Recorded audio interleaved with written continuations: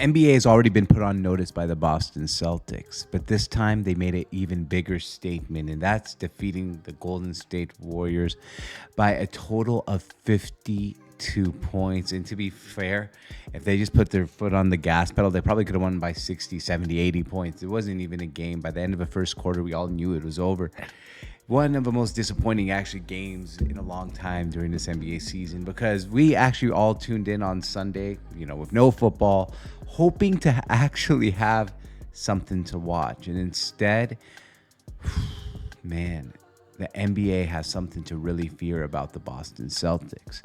Now, before we get to what they have to fear, let's just talk about this game for a minute. After the game was tied 21-21, about halfway through the first quarter, the Celtics went on a 61-17 run. And no, I'm not making exaggeration here. 61-7 run. Tied 21-21 at about midway through the first quarter. The final score of the first quarter, 44-22. And this is against a Warriors team who beat the Celtics in the NBA Finals just a few years ago. So the team is already at the point where, they need to get over that hump. And they were able to get over that hump of the Warriors today and kind of got rid of those burdens. Now, there was a point in the game where it was, 9:41 left in the third quarter. And on Reddit, people were making fun of it, where it was 90-42 and Chris Paul basically hit a big layup to cut the lead to 46. It was over by halftime. The Warriors benched Draymond Green, Steph Curry. They didn't even play in the second half because there was no point. The Celtics had already closed out the game in a way that it was over. They finished on 23-1 run to finish the first quarter.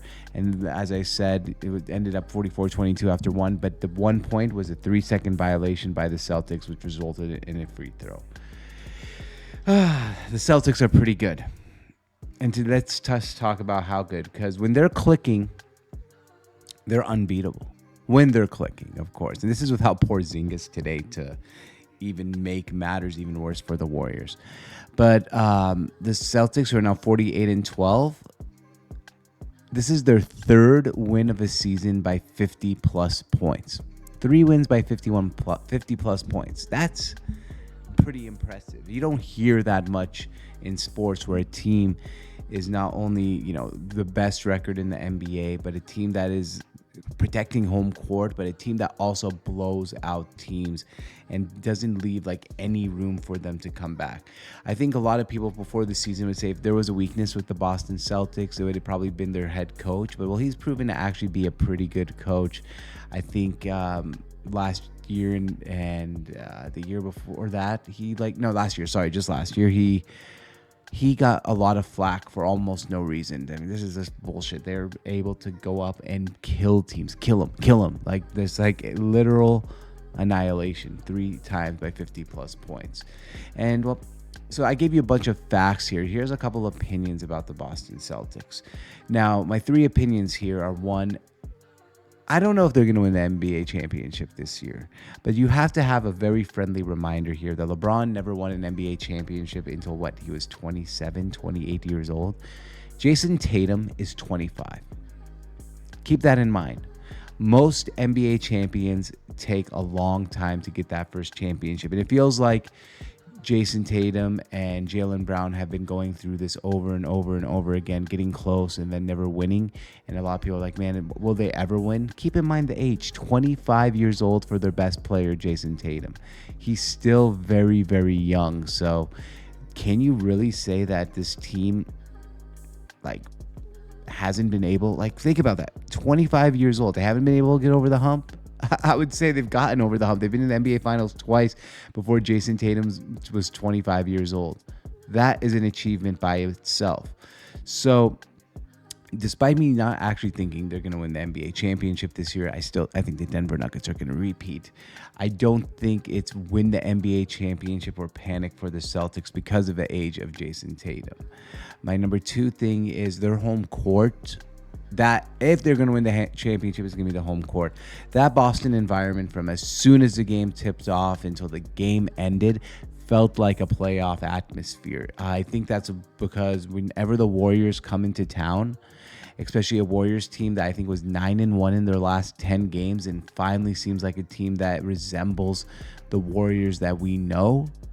Whenever you see something like that, crowds come to watch the Golden State Warriors, but this time it's the Boston Celtics crowd, and they came ready with a vengeance. I mean, they shut down Steph Curry, who's been hot. They shut down Draymond Green, Jonathan Kuminga. I mean, you know who's on the Warriors team, but they took a Warriors team that was the hottest in the NBA, and now I think a lot of people might wonder what is going to happen after this game. Is Chris Paul kind of ruined their mojo? Some people are going to ask. I don't think those are legit questions, but those are questions that people are going to start putting out there because of this game. And last but not least, I think that we have to really, really start actually talking about Jason Tatum in the MVP conversation. I think it's unfair, and I don't think I guess it's one of those things we have to have a conversation when really it's just a conversation, because I don't actually think Jason Tatum is the MVP. I still think it's Nikola Jokic. But I think that if you go look at like the Kia MVP ladder, for example, you're going to have, I think it's Jokic 1, Shai Gilgeous-Alexander 2, and then Giannis 3, and Jason Tatum nowhere in sight. And I think that's just unfair. I know they haven't won a championship yet, but hey, Jokic won 2 MVPs before winning a championship. Giannis won an MVP before winning a championship, and it might have been two MVPs before winning a championship. Harden got a fucking MVP.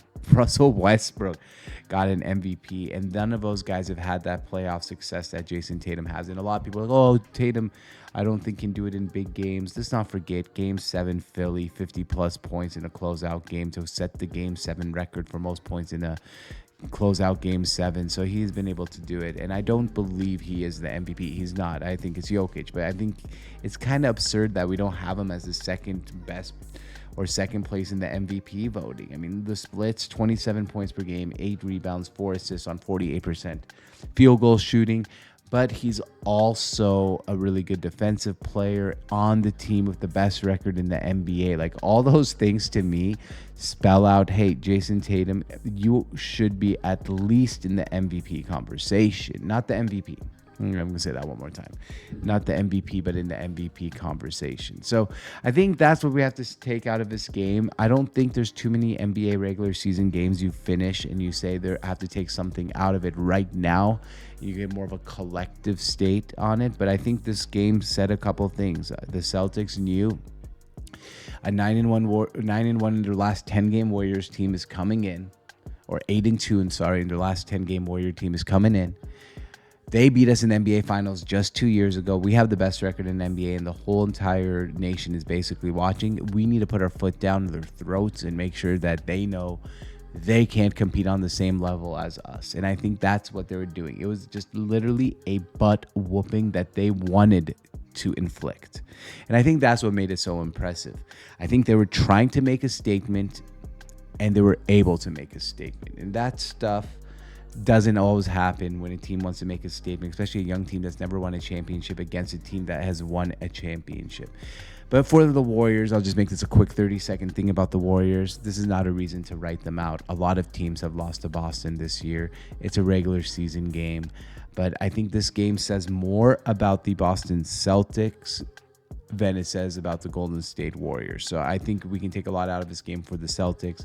They're tough. They're ready. They want to actually prove that they're ready to win a championship. Meanwhile, the Warriors, I think they know they're not a regular season team. So I would not be worried if you're a Warriors fan, but I'd be like, if I was a Celtics fan right now, I would be celebrating, because I think this team is probably going to make the NBA Finals. And then as soon as you get in the NBA Finals, you probably have a shot to win the NBA Finals, even if it's the Denver Nuggets and Nikola Jokic, or somehow, I mean, you go through the West. I don't think OKC, Minnesota are going to be able, even though they're the 1 and 2 seed, make a run to the NBA Finals. It's their first playoff run. They're not going to do it. So the Celtics should feel really good right now. They are the favorites, in my opinion, to win it all, but I don't think they're going to actually do it. I think it'll be Denver, but that doesn't mean I don't like the Celtics, because I think, man, this team, I wouldn't be surprised, obviously, when they're this good.